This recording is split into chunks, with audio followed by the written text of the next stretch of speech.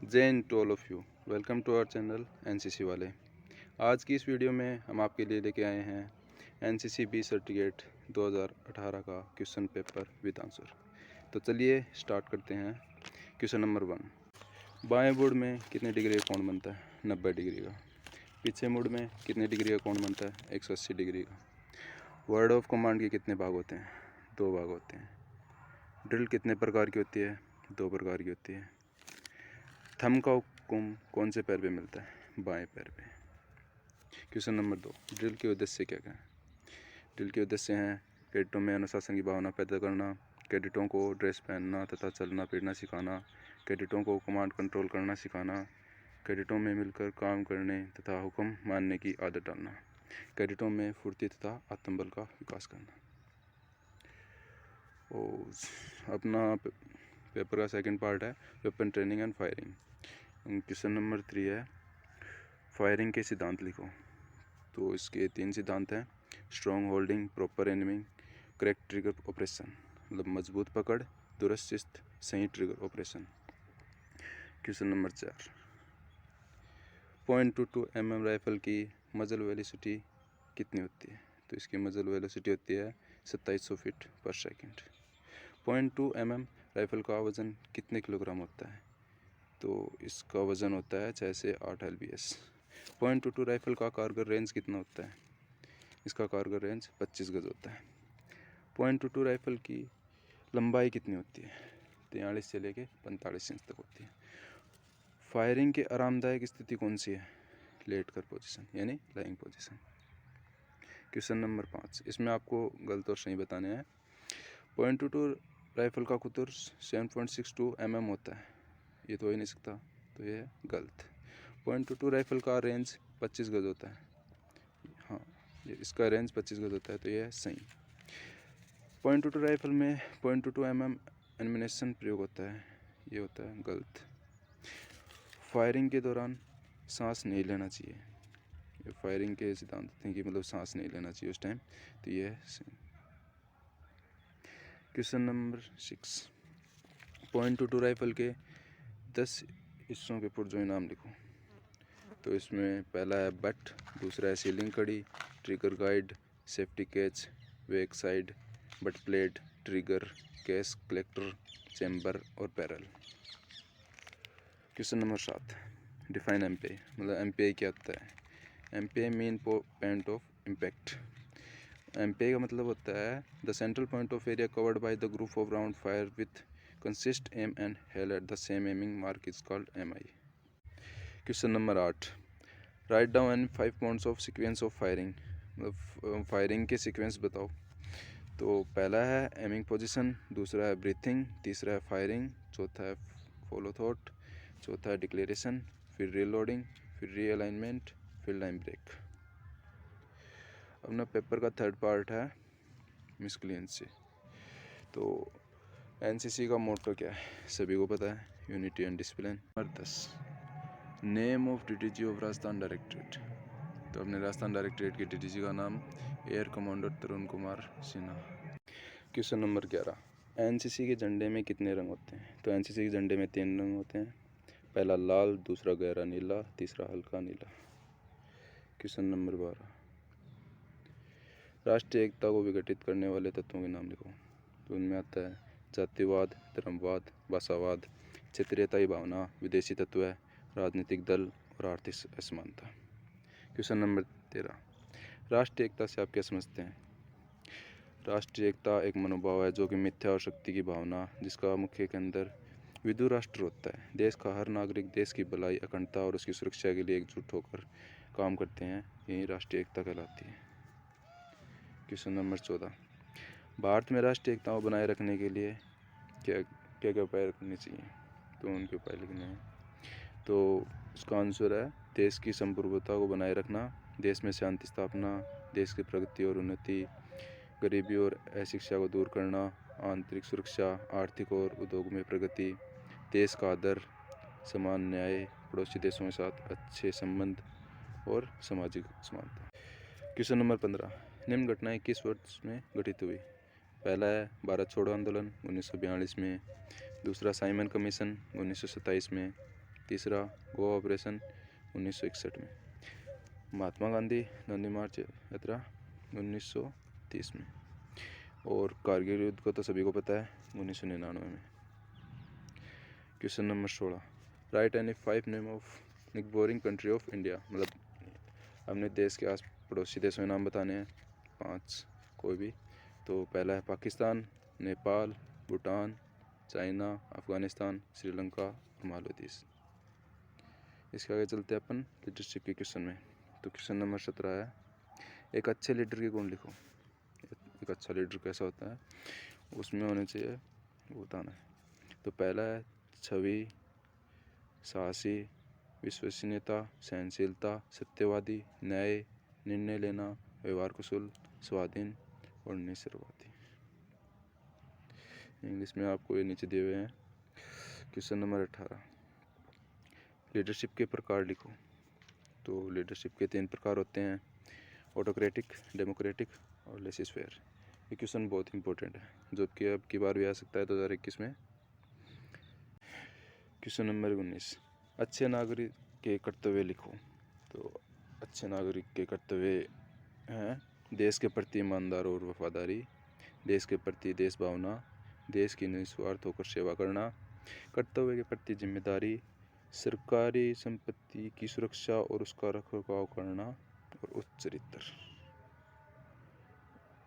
Question number 20, कर्तव्य अनुशासन क्या क्या है। इसके बारे में आपको बताना है कि कर्तव्य क्या है और अनुशासन क्या है। तो कर्तव्य है ईश्वर के उन आदेशों का जो हमारे विवेक से प्रकट होते हैं उनका पालन करना ही कर्तव्य है। और अनुशासन होता है मनुष्य के उन आदेशों का जो सही अधिकार सत्ता से प्रकट होते हैं उनका पालन करना अनुशासन होता है। Question number 21, what do you understand by motivation and leadership define. मतलब अपने को बताना है मोटिवेशन और लीडरशिप क्या होती है। तो मोटिवेशन यानी मनोबल। तो मनोबल होता है कि मनुष्य की वह इच्छा शक्ति जिसके द्वारा वह प्रेरित होकर नेतृत्व के गुणों की मदद से किसी उद्देश्य को हासिल कर सके, वह मोटिवेशन होता है।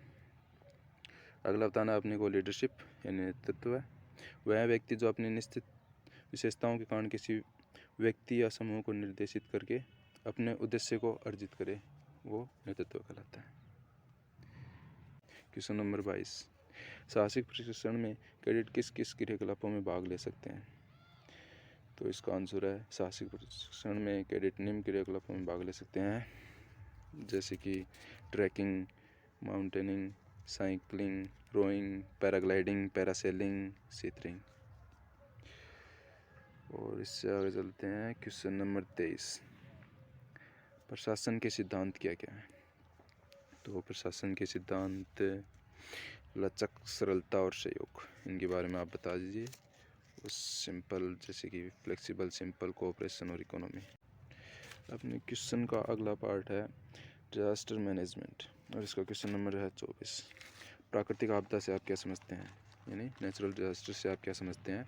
ऐसी मुसीबतें जो मनुष्य के कंट्रोल में नहीं होती हैं, अचानक आ जाने को प्राकृतिक आपदा कहते हैं, जैसे कि भूकंप, बाढ़, वनों की आग, पहाड़ों का टूटना और उनका गिर जाना, ये सभी नेचुरल डिजास्टर में आते हैं। Question number 25, right down any 5 man made disaster. मानव निर्मित आपदा बतानी है आपको 5 कोई भी। तो उसमें आती है दुर्घटना, आग, युद्ध, आतंकवादी घटनाएं, उद्योग घटनाएं, जंगल की आग आदि। क्वेश्चन नंबर 26, कोई 4 अग्निशामक यंत्र का नाम लिखो। पहला है fire activator, fire bucket, fire beater, fire hook और एक्सेल पिक्स। हमने पेपर का अगला पार्ट है social service. Question number 27, what are the social service undertaken by cadets.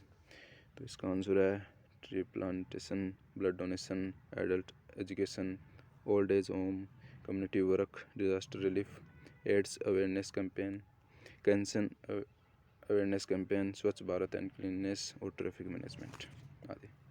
Question number 28, right down full form of NGO, type of NGO, any 5 task of NGO. NGO से related बहुत सारे question आएंगे आपकी बार भी, ये बहुत important है। NGO मतलब होता है नॉन गवर्नमेंट ऑर्गेनाइजेशन और इसके 4 पार्ट होते हैं, इंगो, बिंगो, रिंगो, इंगो। और इसके टास्क होते हैं blood donation, adult literacy, anti dowry drive, anti leprosy drive, anti drug drive, tree plantation और इन्वायरमेंट प्रोग्राम्स। क्वेश्चन नंबर 29, समाज सेवा के लाभ लिखो। तो समाज सेवा के लाभ हैं कैडेटों के हृदय में परोपकार, त्याग, उदारता और दया आदि की भावनाओं का प्रादुर्भाव होता है। कैडेटों का नैतिक स्तर और मनोबल उन्नत होता है। कैडेटों में मातृत्व की भावना जागृत होती है। कैडेटों में नेतृत्व के गुण विकसित होते हैं। समाज सेवा से कैडेटों को समाज में मान और प्रतिष्ठा प्राप्त होती है। क्वेश्चन नंबर 30 जो क्या आता है अपने हाइजीन और सैनिटेशन में। तो कैंपों में साफ सफाई हेतु क्या बंदोबस्त करने चाहिए। तो इसके लिए पानी का पर्याप्त प्रबंध हो, भोजन की साफ सफाई तथा सुरक्षा, भोजन बनाने का स्थान साफ सुथरा होना चाहिए, बनाने वाले निरोगी होने चाहिए, भोजन सामग्री साफ और शुद्ध हो, कैंप के आसपास का क्षेत्र भी साफ सुथरा हो, कैंप के आसपास कुत्ते, गाय आदि जो जानवर होते हैं वो नहीं हो, और कचरा कैंप क्षेत्र से दूर फेंका जाना चाहिए, बचे हुए खाने को ठीक प्रकार से निर्वाह किया जाना चाहिए, मल त्यागने का स्थान कैंप से काफ़ी दूर होना चाहिए। Question number 31, right down the article kept in the first aid box. First aid box में क्या क्या रखना होना चाहिए। Antiseptic lotion, cotton, gauze piece, bandage, antiseptic ointment, scissor और tablets. Question number 32, how HIV AIDS separates. HIV और AIDS कैसे फैलता है उसके बारे में बताना है आपको। सेक्स, उसका आंसर है sexual transmission, blood transfusion, sharing needles and syringes, mothers to child during pregnancy और स्किन प्रेगनेंसी। क्वेश्चन नंबर 33, में आपको मिलाना है कौन सा सही है इसके लिए। तो निमोनिया होता है छाती में, एक्जिमा होता है चमड़ी में, टाइफाइड होता है सभी अंगों में, पायरिया होता है मसूड़ों में और गठिया रोग होता है जोड़ों में। आपको रोगों का नाम रोग के बारे में बताना था कौन सी किस अंग में होता है।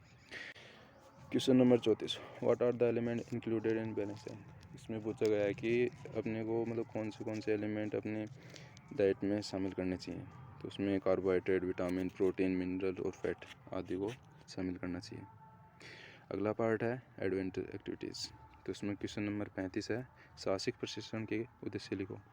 तो इसका आंसर है साहसिक कार्य के प्रति जागरूकता पैदा करना, साहसिक प्रशिक्षण के प्रति आत्मविश्वास पैदा करना, साहस तथा सहयोग की भावना का विकास करना, लक्ष्य प्राप्ति के लिए जोखिम उठाने की क्षमता का विकास करना और नेतृत्व के गुणों का विकास करना। Question number 36, right down the equipment use in rock climbing. Rock climbing करते समय अपने को कौन से इक्विपमेंट चाहिए होते हैं उसके बारे में बताना है।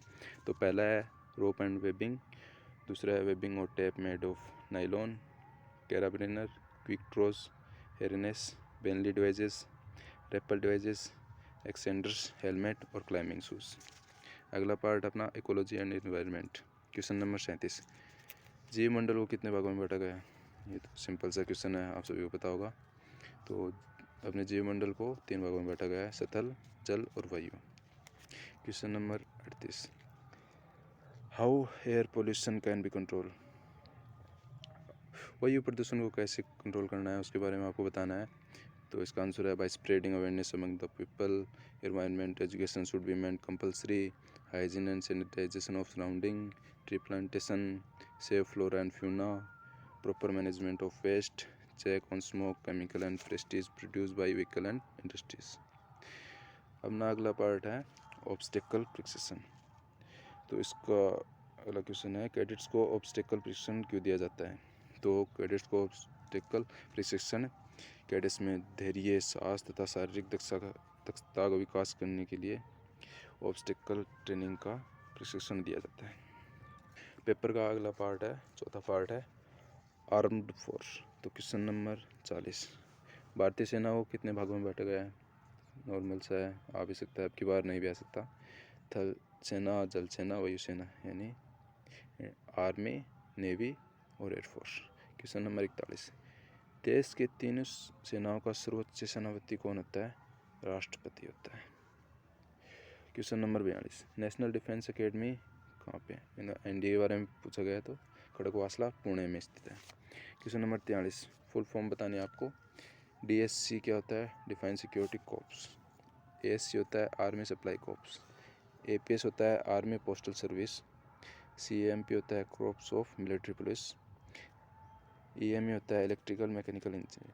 फुल फॉर्म तो मतलब आपको सभी याद करनी पड़ेंगी, कौन सी भी आ सकती है। अपने पेपर का अगला पार्ट है मैप रीडिंग, जो कि बहुत इंपॉर्टेंट है। इसका क्वेश्चन नंबर 44 है, make conventional sign of following. मतलब अपने को साइन बनाने हैं टेम्पल के, मॉस्क्यू के, मेटल रोड के, रेलवे लाइन के और रिवर के। या आप अपनी बुक में देख के बना लीजिए, अभी मेरे पास अवेलेबल नहीं है। Question number 45, define followings dunes and saddles. Question number 46, वास्तविक उत्तर की परिभाषा लिखो। इसका आंसर है, जिस ओर पृथ्वी के उत्तरी ध्रुव की स्थिति होती है उस दिशा को वास्तविक उत्तर कहते हैं। मानचित्र के ऊपर किनारे पर नीचे से ऊपर की ओर खींची हुई बारीक काली रेखाएं वास्तविक उत्तर को दर्शाती हैं। क्वेश्चन नंबर 47, प्रिज्मेटिक कंपास के 10 पुर्जों के नाम लिखे। ये क्वेश्चन 100% अब की बार भी आएगा। कंपास के पार्टों के नाम लिखना या कंपास का पूरा नाम क्या होता है। तो इसके 10 पार्ट हम बता देंगे। Tongue notch, tongue, glass window, glass protector, hair line, lid, compass case, thumb ring, ring notch और रोटरी ग्लास। अपना अगला पार्ट है फील्ड क्राफ्ट और बैटल क्राफ्ट। ये बहुत इंपॉर्टेंट है। क्वेश्चन नंबर 48, फासला असल से ज़्यादा कब दिखाई देता है। तो इसका आंसर है, जब प्रकाश कम हो, देखने वाले की आँख के सामने सूरज हो, ऊंचाई से देखने पर, और लक्ष्य का आसपास की वस्तुओं की अपेक्षा छोटा होना और काटे से होकर देखना। आदि कारणों से फासला असल से ज़्यादा दिखाई देता है। क्वेश्चन नंबर 39, पेंटोलिंग कितने प्रकार की होती है। 2 प्रकार की होती है, रेकी और protective. Question number 50, right down the type of section formation. इसमें अपने को जो आर्मी में फॉर्मेशन होते हैं उसके बारे में पूछा गया है, सेक्शन फॉर्मेशन के बारे में। तो इसमें पहला आता है सिंगल फाइल फॉर्मेशन, दूसरा आता है फाइल फॉर्मेशन, फिर डायमंड फॉर्मेशन, फिर एरोहेड, फिर स्फेयर हेड और फिर आता है extend line formation. Question number 51, why things are seen. चीज़ें क्यों दिखाई देती हैं, किस कारण से दिखाई देती हैं, वो आपको बताना है। तो इसका आंसर है shape, sign, shade, surface, spacing और मोमेंट। अगला पार्ट अपना इंट्रोडक्शन टू इन्फेंट्री वेपन, और इसमें क्वेश्चन नंबर 52, जिसमें आपको बताना है सही और गलत। तो सेक्शन के 2IC के पास राइफल होती है, तो सही है। एक सेक्शन की संख्या 12 होती है, नहीं 10 होती है, तो ये गलत है। एक सेक्शन में 12 गोले होते हैं, हाँ सही है, होते हैं। एक LMG का फर्स्ट लाइन एमिनेशन 1200 राउंड होता है, हाँ ये भी सही है। एक प्लाटून में 3 LMG होती हैं, हाँ ये भी सही है। सेक्शन के जवान के पास 150 राउंड होते हैं, नहीं 150 नहीं होते हैं, तो ये गलत है। क्वेश्चन नंबर 53, इन्फेंट्री प्लाटून के हथियारों के नाम लिखो। इन्फेंट्री प्लाटून में जितने हथियार होते हैं उनके नाम बताने हैं। तो उनमें आता है rifle, LMG, pistol, CMG, RL 51, MOR। Question number 54, true diagram of organisation of infantry battalion. Infantry battalion का डायग्राम बनाना है। अपना क्वेश्चन का लास्ट पार्ट है मिलिट्री हिस्ट्री। क्वेश्चन नंबर 55, इसमें भी आपको सही और गलत बताने हैं। तो भारतीय सेना 2 भागों में बांटा गया, नहीं ये तो कुछ है नहीं, तो गलत है। Operation Pawan was held in 1984। Operation Pawan 1984 में था, हाँ सही है। भारत चीन युद्ध 1962 में हुआ था, ये भी सही है। कारगिल का युद्ध 1998 में, नहीं अपना पहले क्वेश्चन में आया था उसमें 1999 में दिखा रहा, तो ये 98 में नहीं हुआ, तो ये गलत है। महाराणा प्रताप के घोड़े का नाम चेतक था, ये तो सभी को पता है, तो ये सही है। जिजाबाई शिवाजी की माता थी, हाँ थी, सही है। जनरल करिप्पा देश के पहला सेनाध्यक्ष थे, हाँ ये तो बहुत इंपॉर्टेंट है, ये सही है। General Bipin Rawat is the present कोसेक्स ऑफ आर्मी, हाँ सही है। थल सेना में कुल 5 कमांड होते हैं, नहीं गलत है। सेना मुख्यालय दिल्ली में स्थित है, हाँ सही है। क्वेश्चन नंबर 56, इस क्वेश्चन में हिस्ट्री के बारे में पूछा गया है। तो स्मार्ट अकबर किसका पुत्र था, हुमायूं का। महाराणा प्रताप किसके पुत्र थे, राजा उदय सिंह के। प्रथम फील्ड मार्शल कौन था, जनरल मानिक शाह। छत्रपति शिवाजी का जन्म कहाँ पे हुआ था, सिवनेर पुणे में हुआ था। सबसे ऊंचा वीरता और साहस का पदक कौन सा है? परमवीर चक्र। बांग्लादेश कब आज़ाद हुआ? 1971 में। क्वेश्चन अगला पार्ट है कम्युनिकेशन का, जिसके 2 ही क्वेश्चन है। क्वेश्चन नंबर 57, कम्युनिकेशन के टाइप बताओ। क्योंकि कितने टाइप के होते हैं कम्युनिकेशन? तो कम्युनिकेशन के टाइप में आता है radio, telephone, mobile, messenger, dispatch rider, internet और सोशल नेटवर्किंग। क्वेश्चन नंबर 58, जो कि अपने पेपर का लास्ट क्वेश्चन है। Write any 5 faculties provided by internet. Internet के जो मैं प्रोवाइड करता हूँ, उन 5 फैकल्टियों के बारे में हमें बताना है। तो उनमें आती हैं social networking, online banking, online administration, online marketing, online conference, live telecast of all TV programme और transmission and reception of files and data. तो ये था अपने 2018 राजस्थान डायरेक्टरेट जयपुर ग्रुप का पेपर हमने सोल्व किया आज। Thank you very much for watching our video.